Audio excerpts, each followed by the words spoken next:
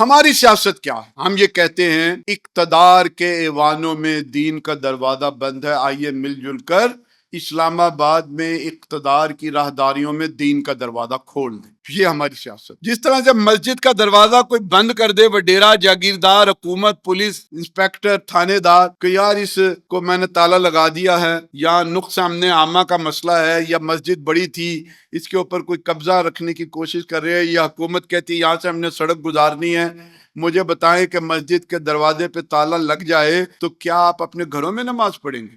نہیں، نمازی تو نمازی، جو بے نمازی ہیں وہ بھی آ کے اس دروازے کے تالے کو توڑ پھینکیں گے، اور کسی کو یہ نہیں کہیں گے کہ اس مسجد کے دروازوں کو بند کر دیا جائے۔ یہ ہمارا طرز عمل ہے۔ یہ جو مسجد ہے یہ چھوٹی امامت ہے، امامت صغرا ہے۔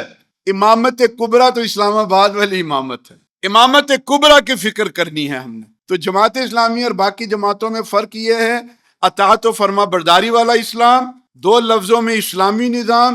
اسلامی نظام کلمے سے لے کر اقتدار تک ہر نظام زندگی اس کے اندر شامل ہو۔